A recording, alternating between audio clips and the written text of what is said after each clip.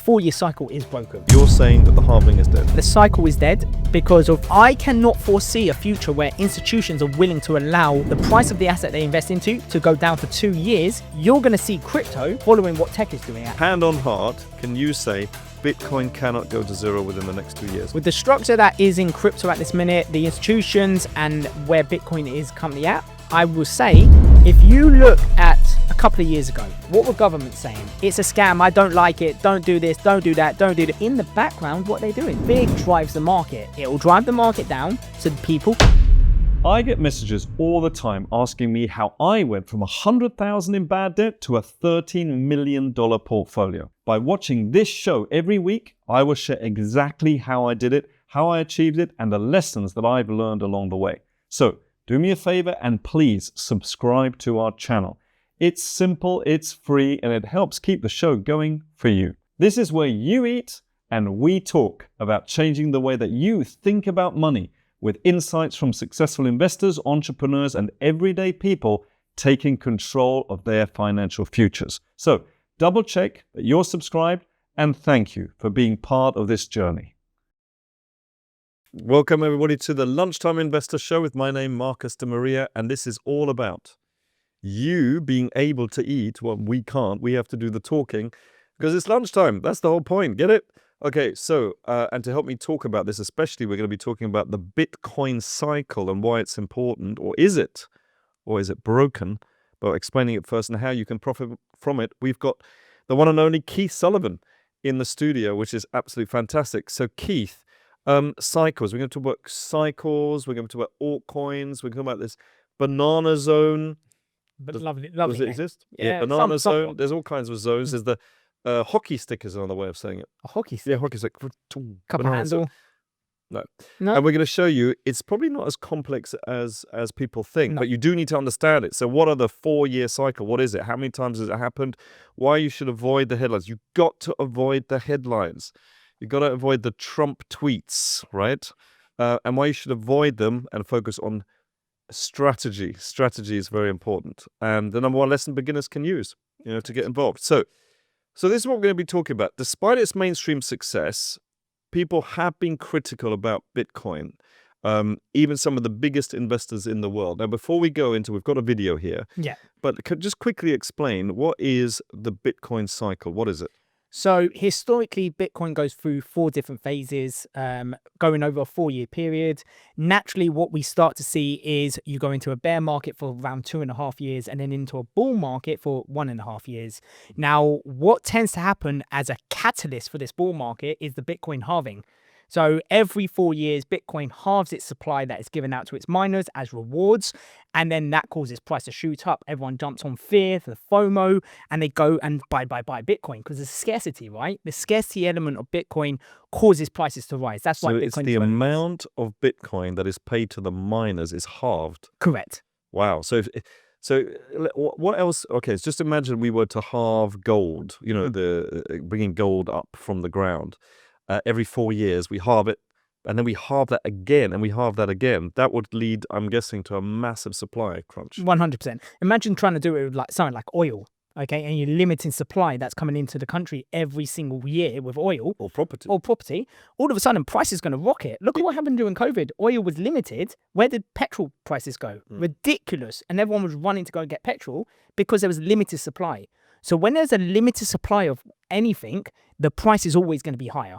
That is if, and this is important because it's supply and demand. Correct. So if demand is constant. Yeah, correct. So would you say that demand is constant for Bitcoin? For something like Bitcoin, I would say, because it's been discussed as the digital gold. Okay, it's the next version of what gold is, but it's decentralized. It's not manipulated by centralized banks, government, and stuff like that. So with Bitcoin, it's the breakaway currency that's not controlled by any centralized system. And I think that's why people like Bitcoin, especially since the 2008 financial crisis, which was all technically caused by over-lending of banks.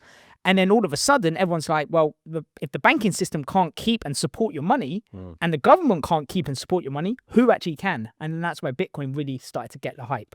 I'm going to have to disagree with you here. Really? Yeah, because the supply is going down. That is true. However, demand isn't stable. It's actually going up Because now, since last year when the ETFs were launched, it's the institutions that are now coming in. So it's no longer retail, you and me. Yeah. With whatever, 20 grand, 200,000 or whatever. It's basically institutions. And how much do you think they're going to be investing? Massive amounts. This is billions. Correct. This is the first time that they've actually got their foot in the doorway. And they weren't able to do this a couple of years ago. We were investing before institutions. This is the first time that we're ahead of the curve. Institutions always get there first, and then all of a sudden we're behind. This was the first time ever that we were able to be before the institution. And now that they're getting their foot in the doorway, this is where a large amount of money and influx is coming in. So as you said, a large amount of demand for something like Bitcoin, something like Ethereum via ETFs. And this is where we're going to have a crucial discussion about the Bitcoin cycle. Okay, and is the Bitcoin cycle still going to be intact? Because again, you've got that 4-year cycle of where Bitcoin goes up for a year and a half because of the lowering supply, high demand. It's been a year and a half. It's been a year and a half. But then you would say, couldn't or would an institution be happy to invest their money and be losing for 2.5 years, okay, before actually getting a return? And the answer is probably no. So are they going to pull out? No, I think that they'll carry on buying. And this is where we're seeing a change in that cycle. So think of it this way. Bitcoin, year and a half up, 2.5 years down, year and a half back up, 2.5 years down, right? Now think of what gold done. Gold, higher high, pulls back, people take profit, new high, people take profit, new high, people take profit. I feel that's where this is going.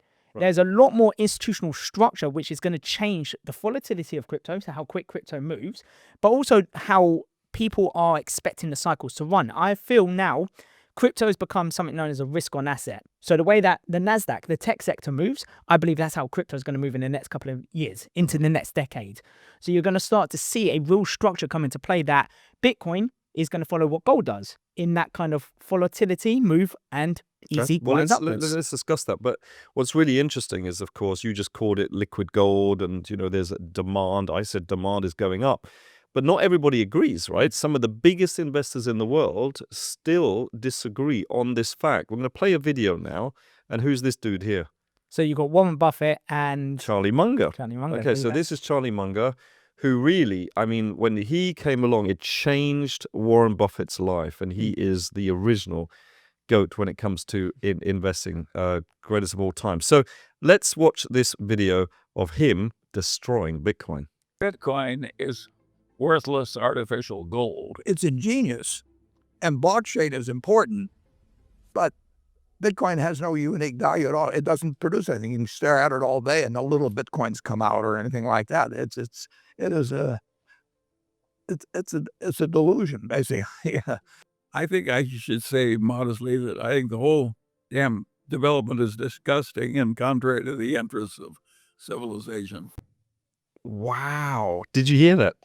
Yeah. Disgusting and contrary to the whole idea of modern civilization. What do you think about that? That's damning. No, it is. It's definitely interesting. And this it is interesting because it's all about the adaptation of people, right? How adaptive you could be with the changing environment. We're seeing a massive change in the environment right now with AI coming into play, blockchain coming into play, new financial systems. And it's all about, can people, and somewhat the older generation, are they going to be able to adapt to that? Oh, so you're saying they're too old. I wouldn't say they're too old, but they're very stuck in their ways, okay? Think of it like when we used to have cash all of the time. Now where is cash? Everyone's have credit cards. Everyone has Visa cards, debit cards. There's no real cash in the system. So people had to adapt to that change. And if you didn't adapt to the change, you were being left behind. You were a laggard. And could it be the same for investors, that they're not willing to adapt to the change because they love the old tangibility behind what they invest into? Because these two gentlemen, as you said, they're the intelligent investors, right? They actually buy something that has real tangibility behind it, real value behind it. Well, they like something that throws off. Like he was saying, you don't throw off little Bitcoins. He likes something. Warren Buffett doesn't like gold. No. He doesn't invest in gold. But he's missed out on a massive bull run. Yeah, with gold, I think it was 4 weeks, 5 weeks, something like that in a row, that gold made brand new all-time highs. And I think silver done it in 6-7 weeks. Yeah, absolutely. And I think that it's very interesting. I always say this, is that Warren Buffett's, one of his best friends is Bill Gates from Microsoft. Yeah.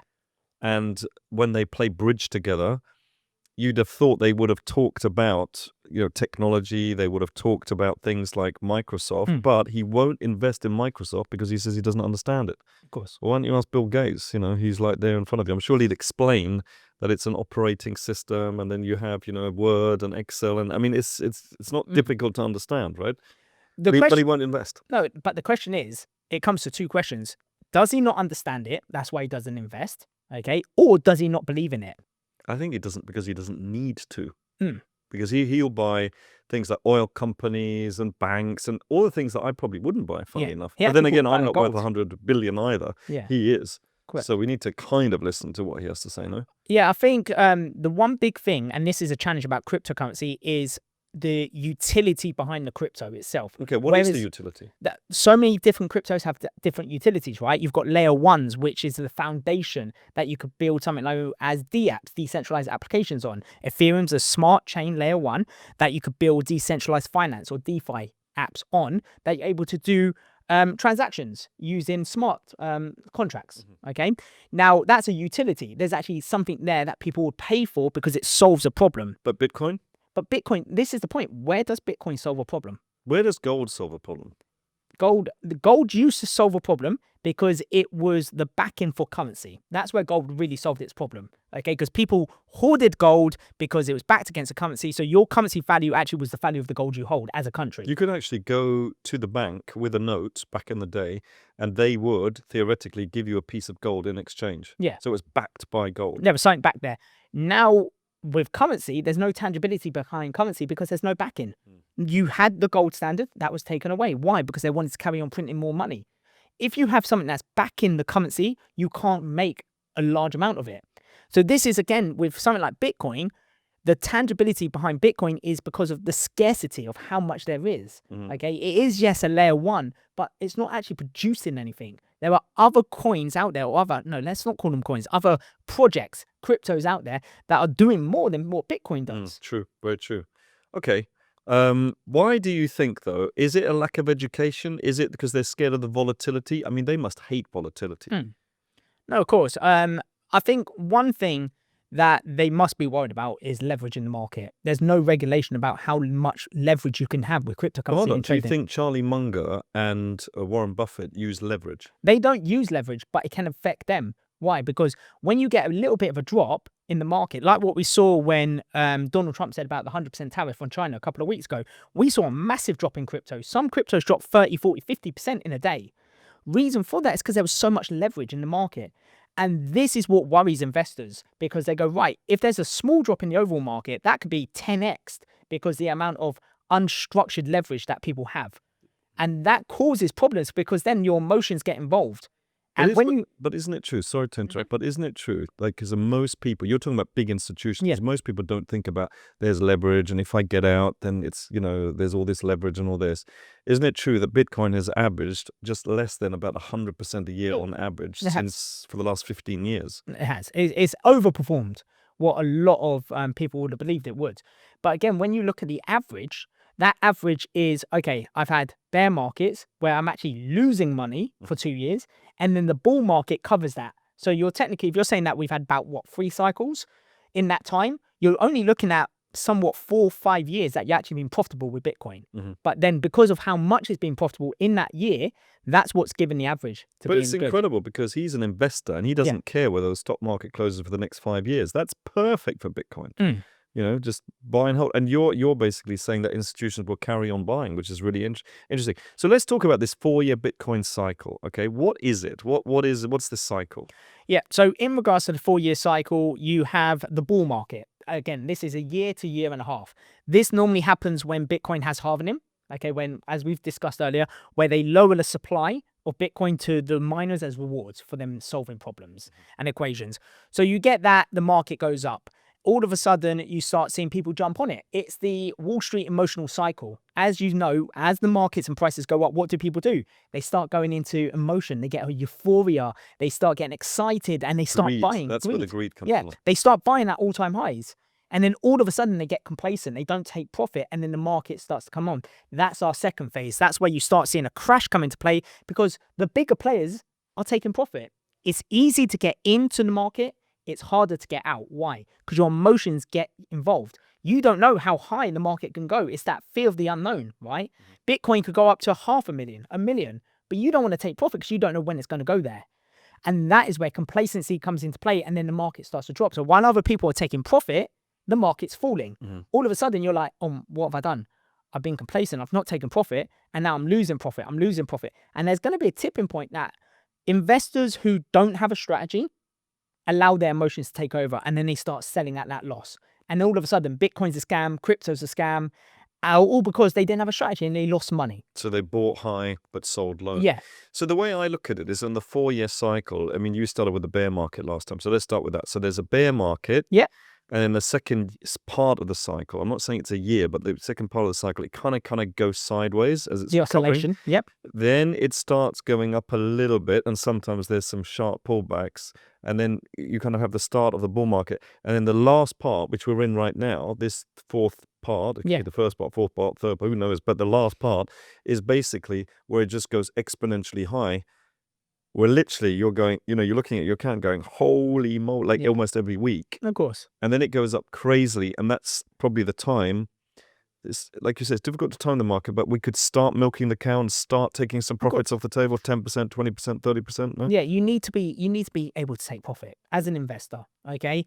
Don't be that person that will hear all the time with crypto. I go, oh, they just bought this crypto, and we go, how high is it going to go? I don't know. It's going to go to the moon. And that's the saying, right? To the moon. And all of a sudden, having that mindset of it just always goes higher. That's not the case. The market doesn't go in one direction. It's not just parabolic in one direction, meaning it doesn't go all the way up. What tends to happen is you would go higher, higher, higher, and then we get a pullback. And it gets. But where are we now in the cycle? We are still technically in that bull run that we're seeing. But is the bull run now transitioning from crypto, so Bitcoin, into altcoins?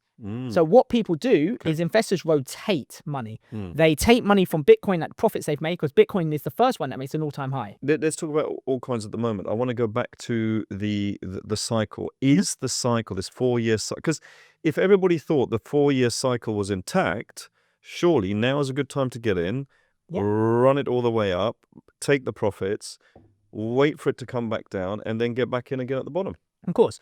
I truly believe, and I've said it numerous times on webinars and speaking to our members, that the 4-year cycle is broken. It's broken. I what makes you say that? Because of institutions now come into play. I cannot foresee a future where institutions are willing to allow the price of the asset they invest into to go down for 2 years, so they're losing money on their account and other people's money. What do you mean allow? Well, how can they stop it? By buying more. Well, how do you think... they're going to prop up the market by themselves? Of course. How do you think the stock market has been going up 7% every single year? But hold on a moment. It has bear cycles, and it has massive pullbacks. It does have massive pullbacks, but it's not 2.5 years. It's a 20-30% drop and then a recovery, right? Who are they selling to then if they sell? Who's selling?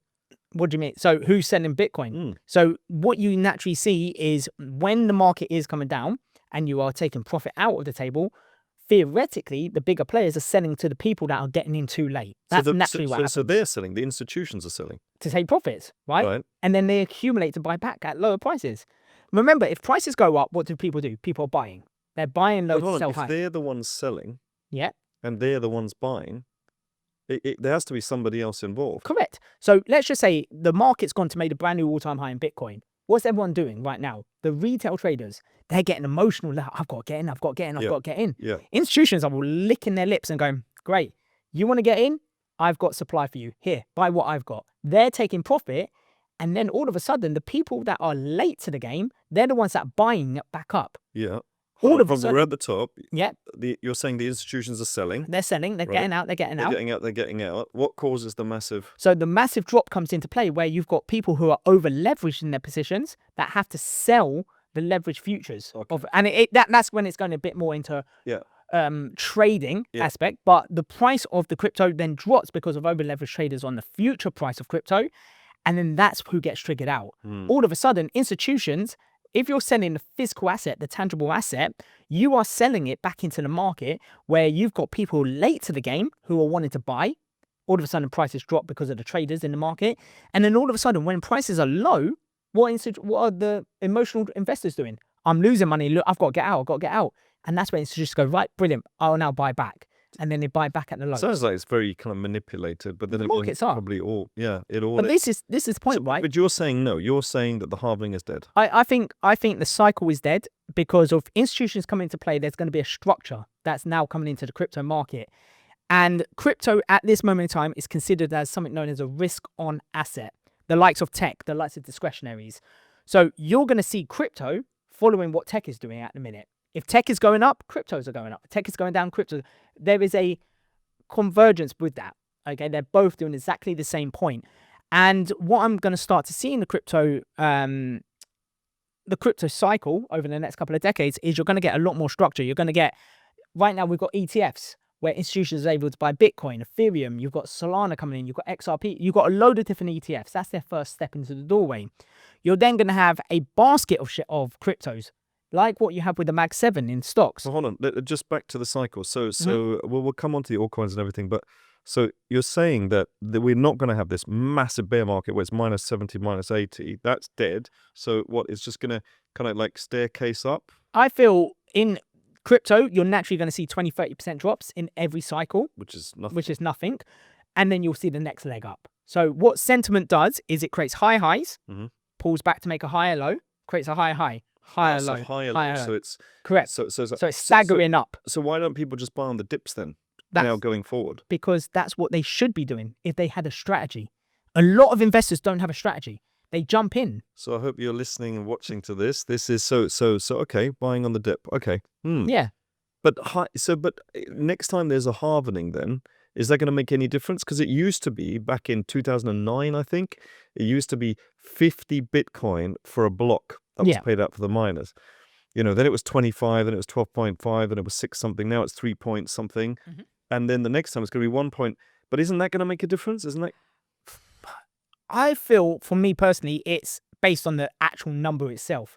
The bigger the number, the more scarcity that comes in play. Because it's like, oh my God, it's cutting by 50 Bitcoin. Oh, you mean from 50 to 25? That's a big cut. I mean, percentage is still 50%, but it's a small 3.5 to 2.5, there's hardly any different. Yeah, you're right. And I feel that's the emotional side that comes in. Because if you see, let's just say you go and Black Friday's coming up, right? And you go and look at a TV, and the TV goes from £1,000 down to £500. You're like, what a saving. That is massive. But then you go and look at another TV that's gone from £100 down to £50. You go, oh, it's all right. It's not as big. It's still the same percentage. It's still the same percentage, but the numeric figure plays tricks on our minds. And I feel that's how people get emotional about the halvening. Okay. All right. So you've heard it here. The halvening. Is it halving or halvening? Halvening. We used halving before. Halving. Okay. Which one? I don't know. That's why I asked you the question. Yeah. Okay. So wow. Okay. What about this? I want to read this out. I don't know whether we can show this here, Martins, but these names, Equal Dish, really? Okay. I lost so much money off crypto, so I stopped investing because it felt like a gambling addiction. Wow. Title says it all. Okay. Very aware. Great. Every time crypto starts trending again, I've jumped in thinking this is my chance. Every time it crashed, and I think I'd probably lost 20 to 30K over the last 2 years. What? Every time? How many times did you do this? Why is it whenever I buy, it crashes every single time? We'll just do the opposite. Why doesn't he tell us what he's doing? We'll do the opposite. Of course. Should we do that? Okay. On my last investment, I sold everything at the bottom. He should have said again, because I couldn't take the stress. Yet now prices are back up and I feel sick. So hold on. He's done this again and again and again and again. There's a famous quote by Einstein here, isn't there? Yep. And that is the definition of insanity. Doing the same thing time and time again, but expecting different results. Yeah. That's exactly what he's done there. If I just held or waited for the right time, I could have been out of debt or even bought a house by now. Instead, I feel like I've missed the opportunity of a lifetime. Well, has he stopped now? It seems like everyone else is winning and I'm stuck taking loss after loss and now don't want anything to do without despite all the potential growth. No! So now, you're supposed to learn from your mistakes. Of course. So he or she now knows what to do, but now won't do it. Yeah, I think one of the biggest things a lot of people do is they're scared of failure, okay? As long as you take a lesson away from the mistake you've made, you've never truly failed. As we say, fail is first attempt in learning. Well, this person's first attempt in learning. Fail. Yeah. Fail. First attempt in learning. I like that. But that's what we're looking at here. And it's the mindset of, right, I'm going to buy because price is going up and I'm selling Or headlines or or something. headlines because I got emotional, so FOMO, Right. and then I'm going to sell because I'm losing money. So no strategy. There's no strategy. From exactly what they've said, there's no strategy there. And another thing, it sounds like there's no community around this person, because your community should be saying, look, you're making this mistake.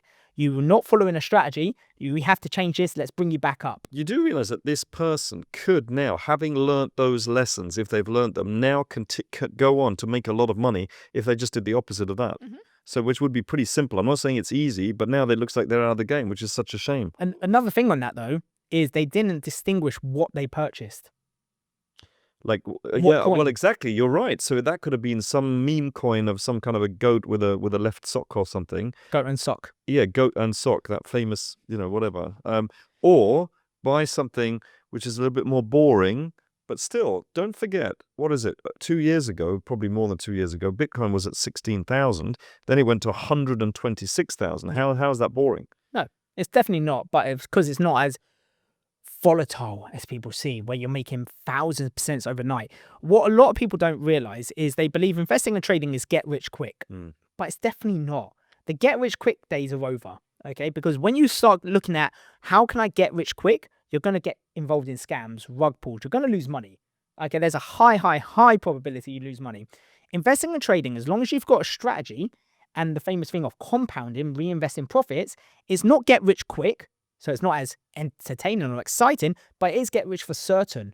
Okay? But over time. And that's something investors that need to learn, because if you're going in with the mindset of I want to get rich overnight, you're going to get involved in scams, you're going to be gambling, and you're going to lose your money. I do feel, though, that this, I don't know whether it's this generation or this time that we're in, is people want it. They want it now. They want it now. They want it now. And this is the result of that, unfortunately. Okay. So why do you think this person failed? Give me some reasons here. Immediate gratification. They wanted it overnight. So again, it's that get rich quick. It's chasing what everyone else is doing. Okay. The second thing, there's definitely not a strategy there. You're buying at highs, you're selling at lows. That doesn't work. Okay, when you're investing. Well, it is a strategy. It's just a bad strategy. It's a strategy that's not going to make you money. As an investor, what do you want to do? You want to buy the dip. As prices are falling, you want to buy. Now, a lot of people go, but Keith, where do I buy? How much do I? That's what your strategy tells you. You don't try and time the market with an investment. You spend time in the market. Yeah. So you get in if the price drops. Then you get in again if the price drops. Okay, but what if you got into a meme coin, the goat with the sock, which is worth nothing, will never be worth anything, and you get in and you go, yes, Keith said get in, as it, and this is called catching the falling knife. Yep. And you lose everything. But before you invest your money, what question do you always ask yourself? Can the asset go to zero? Can the asset go to zero? But also, what problem is this project solving? Yeah, 100%. And the goat with the sock is only solving the fact that one leg is cold and needs a sock. There is nothing there. So there's probably a lot of hype here, a lot of emotions driving the decision. And the worst thing is the lack of education. Yeah. Correct. Again, this person could make a lot of money if they just inversed everything that they just did. So let's now go about altcoins. I know you're chomping at the bit, talk about altcoins now. So what is it? Bitcoin goes up first, then the altcoin. First of all, what is an altcoin? Yeah, an altcoin is known as an alternative coin, and it's basically any other crypto that's not Bitcoin. That's what an alternative coin is.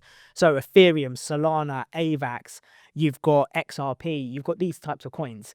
Now, what naturally happens in crypto cycles is Bitcoin makes an all-time high. Why? Because everyone runs on that FOMO, the buy the rumor, sell the news type scenario, where you've got the halvening happen. That we've already seen happen. Then you start seeing some of the major coins after Bitcoin make brand new all-time highs. What have we seen? Ethereum's done it. Solana's done it. So these coins are already beginning to make brand new all-time highs. And then money starts to rotate out of the bigger coins into smaller coins, which are more volatile. So even smaller. So the big one. And then when you say bigger, define bigger.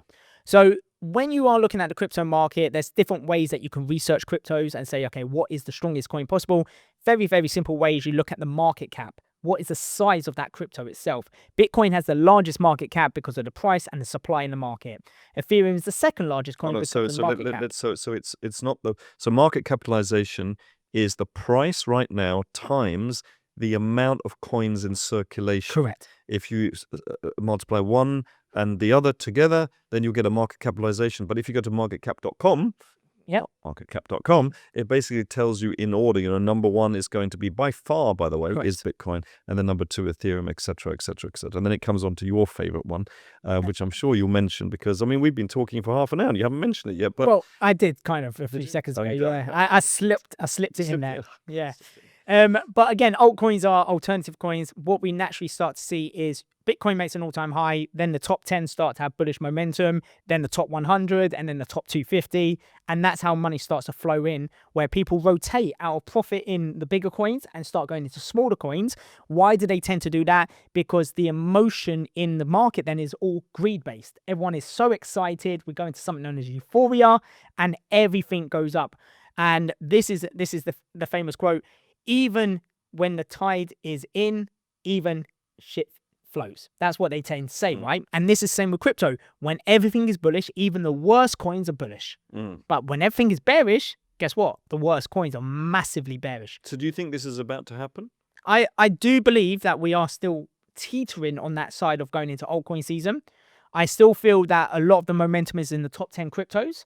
And then once we start seeing profit being taken out and new all-time highs being made, from there, then we'll start to see altcoins really rally. So why don't people just buy the top 10 then? It's a simple strategy, right? You can ask the same question in the stock side. Why do people just don't buy the Mag 7, the 7 largest stock companies? Well, the answer to that question is because you can't buy stable coins because they're in the top 10 and they'll never go anywhere. So stable coins is where you park your money. They'll only ever be worth $1. Yeah. So you'd go into, with a strategy and knowing, why you're getting in, which is really important indeed. If that's the case then, Keith, though, you said that the cycle was dead. And I quote, the cycle is dead or something, whatever you said. So I'm not really quoting you, but that sounds like a cycle to me. It sounds like Bitcoin goes up, then the altcoins follow. Yeah, but it's a standard rotation in any investment strategy. Okay, you have the biggest, whatever assets you invest into, always lead the way. And as everyone gets excited and they start moving money across, the smaller assets follow. You can say the same in regards to the stock market. You see the top 7 companies being massively bullish, the Mag 7. Then you'll start to see tech being bullish. Then you'll start seeing other sectors of the market being bullish. And then all of a sudden, the Russell 2000, which are the 2000 small cap companies, they then become bullish. And we've seen the same type of rotation. So if that's the case, because I'm just thinking about what we said about institutions pouring in billions. Yeah.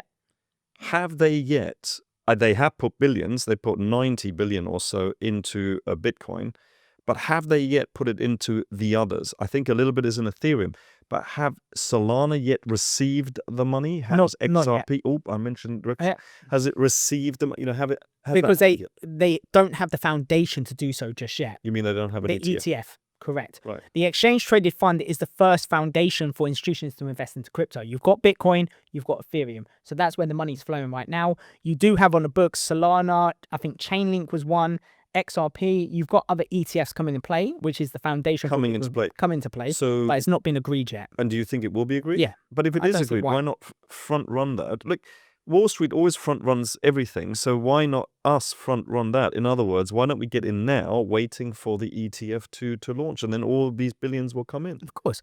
But then you have to ask yourself the question, when do I get in?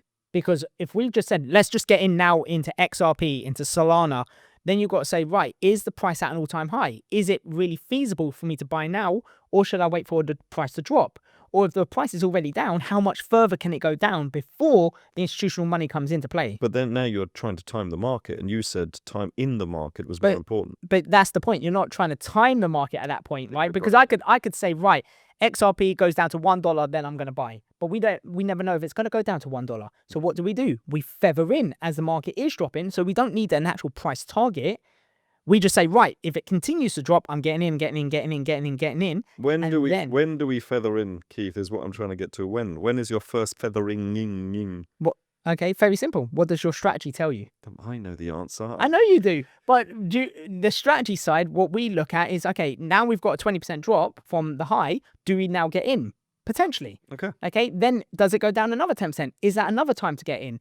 And the problem that you're going to have is if you invest into an asset that you don't truly believe in, your emotions are going to get involved. Because if it goes down 60, 70%, you're going to be, as we say, squeaky bum time, right? You're going to get scared and naturally want to sell. And that's why invest in the big ones, because then you have less squeaky bum time, as you say. So absolutely fantastic. Okay, so altcoin season, you think it's about to happen? Yep. I do think we're leading into a bit more altcoin dominance. Right, I have a question for Keith.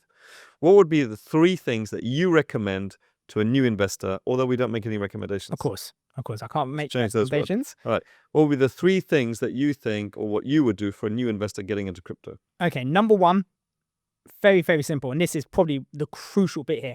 Get educated. In crypto, it is a minefield. There are so many fake coins. There's so many scams. There's so many cryptos that are not going to make you money. Okay, you've just put me totally off. You've said education. Most people in the UK don't really like education. No. So that's put me off. And now you said it is so complicated. There's loads of scams. So why should I continue? I didn't say complicated. I said minefield because there's a lot of things to learn.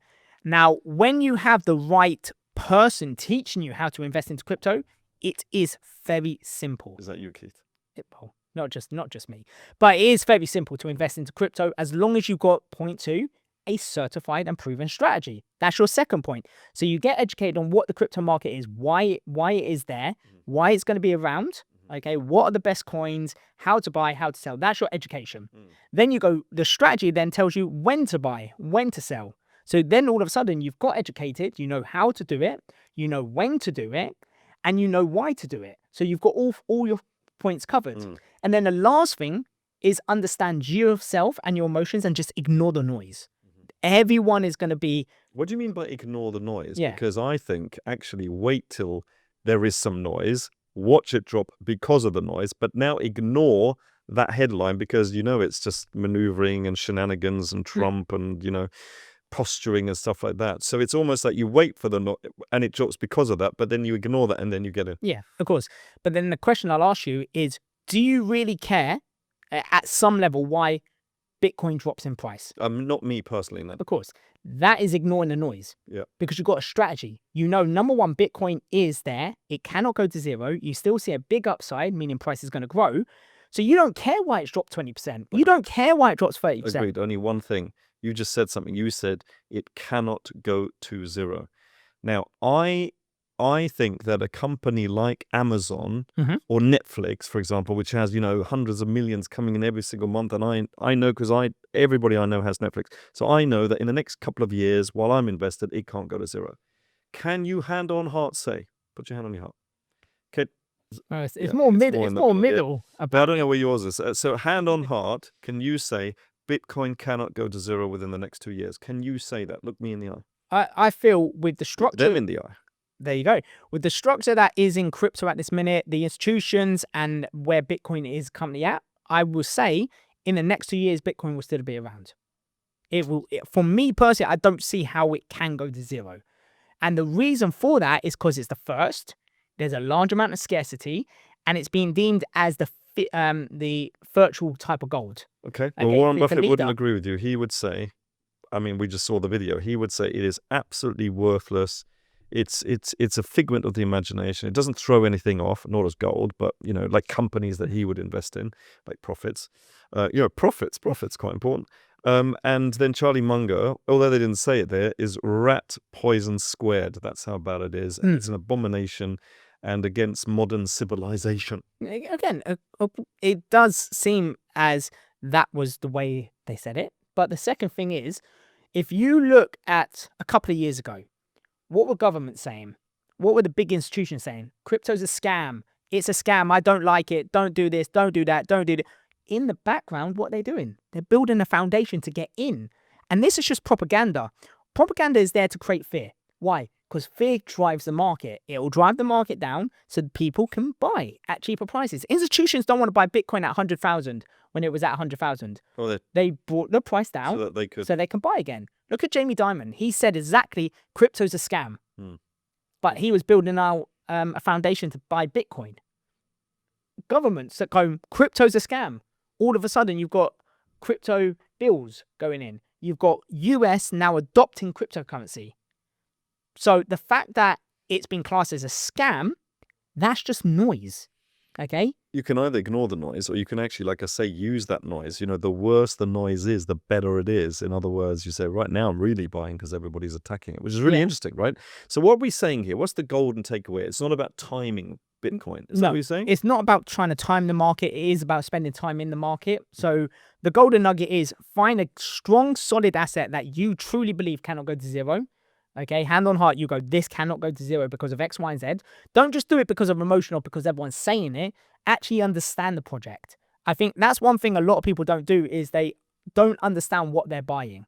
But can you, and by the way, can I just add to that? Because you can't, if somebody's kind of technologically gifted, they don't have to understand every single bit about it, but just read around the subject so you understand a little bit every day, a little bit more. The easy way to do this is you go to coinmarketcap.com. They give you a little blurb about what that crypto is. You take that, put it into ChatGPT and go, please simplify this for me. All of a sudden it's simplified. And then you understand the actual utility behind it. And then if you go, oh, do you know, I still don't understand it. Please give me a real world example or anecdote on why this is valid. And all of a sudden they'll give you an anecdote or what to do. And then you actually go, oh, okay, there is utility there. I understand that cryptocurrency. That's a great one. Yeah, why not just do that? Yeah, explain it. In fact, you could go straight in and say, tell me, and so explain Bitcoin to me as if I were a 16-year-old in less than, let's say, 200 words or something. And then again, all of a sudden it simplifies that process. You understand what you're buying. Okay. Now, do you need to understand it in a full amount of depth like some of the bigger investors are? No. But do you need to understand it enough to have faith in what you buy? Yes. Okay. So if, let's say, you bought Bitcoin, maybe some altcoins, how many would you be buying? Because there's 21 million. Yeah. And this is the point of it's all about quality, not quantity. Okay. It's the quality ones you buy. A lot of new investors should just say, do you know what? I'm just going to stick to the top 10 away from stable coins. So the top 10 cryptos, they're the ones I buy. So you'd buy Cardano. And then that's where they're. Me on the Cardano side, no. I don't like. Well, you just said top 10. No, of course. But again, that is new investors. We've been around for how long? So you want new investors to buy into Cardano? But Cardano still, as a utility side, has utility. Really? And there are people that uses them. No, but there are people that still believe it cannot go to zero. It's still there. It's still generating money. It's still having inflows. So for me, look, we're not recommending anything. No, of course. All I'm saying is I like the idea of ChatGPT, and I would say, which ones are actually being used. If you hear that a Solana, for example, does 65% of all transactions on the blockchain, I'm thinking, well, I don't understand everything that means, but it pretty much means that this is one I should be looking at and researching a little bit more, right? Of course. So Solana is definitely one. And I do feel a lot of people fall in that line of narratives, okay? What's that? So a narrative is basically a story about a crypto or a story why people are causing hype about this cryptocurrency. Look at meme coins. Meme coins only go up because people create hype and the community starts buying into it. Isn't XRP a meme coin? No. What does it actually do? What's its utility? So XRP, in regards to the utility side, is working as a decentralized finance coin, which allows transactions to go cross-border and across countries in a short amount of time with short fees without a centralized party. But Solana does the same thing, no? Solana's your layer, which again is more focused on allowing people to build applications on it. So think of Solana as like XRP, just better. No. Because XRP is the application, okay? Solana is like your floor, okay? What do you do on the floor? You could build buildings. You could build anything on the floor. That's your Solana. So it's like a blockchain. Yeah, like a blockchain, a layer one. XRP is that transactionary period that is the application. That could be a layer two, okay? Right. So you could look at, for example, the banking system is layer one, and then you've got Visa as your layer two, for example. And that's the way you can look at it. Okay. So when you are looking at XRP, even though they have their own certified layer to be able to do this, they have the layer and the applications on top of it. So they're supposed to be working with like 300 banks around the world, maybe even more now. Yeah, a lot of Asian countries are utilizing them right now. I think Japan is the most recent one that signed a deal. Okay. And the US are looking to adopt it. So I guess it is just a case of you do need to research these. Of course. Because you, especially when it falls, and remember, we don't really want to sell. Everyone else is panicking. That's not our strategy, right? Yeah. But another thing about crypto is you never could be 100% sure. Like with every crypto you buy, there's not a guarantee that this is going to be the one. So diversification is key. So again, back to my question. So how many? So for me, 10 is a good little starting pot. Okay. And then you can go up to 20 as your maximum. I see people with 60, 100 coins that is for me too much, because again, if you're, let's just say you invest £100 in one coin and it goes up 100%, okay, great. You made 100% on the investment, but numerically, is that going to change your life? No. This is why it's all about the quality of the investment rather than the quantity. Okay. Have more money in top cryptos, the ones that are highly guaranteed to give you a return. Highly guaranteed. Highly guaranteed. Guaranteed but, means guaranteed. No, but the ones that have a high probability, that's a better word. Yeah. Higher probability of giving you a return, and numerically, even though the return might be 100%, 200%, because you have more money working in that asset, the numeric value of that 100% return is going to be a lot larger. And that is more life-changing rather than just putting £10 in one coin, £10 in another, £100 in one. That doesn't work. So less coins, but more money, more conviction. So more high conviction probability investments. Wow. Okay. Amazing. So I tell you, thank you. That was amazing. We went into some depth there on the cycles, but also the altcoins, etc. And if you want to get help getting on the right track, just get the Lunchtime Investor Crypto Guide. I wrote it for you in mind. It's 24 pages. You'll read it in less than an hour, but it will absolutely, the strategy's in there as well. The one that we keep talking about, right? Link is in the description below. And some final thoughts here. Crypto rewards consistency, not complexity. Keep it simple. Start small, learn the patterns, let time do the lifting. Correct. Yeah. Okay. You don't have to be a genius You to don't. profit from cryptos. That's it. Look at us. If I can do it, they can do it. And that's what we always say. Stay calm, stay curious, but get involved. Okay? Absolutely what he just said. Never quit, because if he can do it, you can do it too. We'll see you next week on the Lunchtime Investor Show.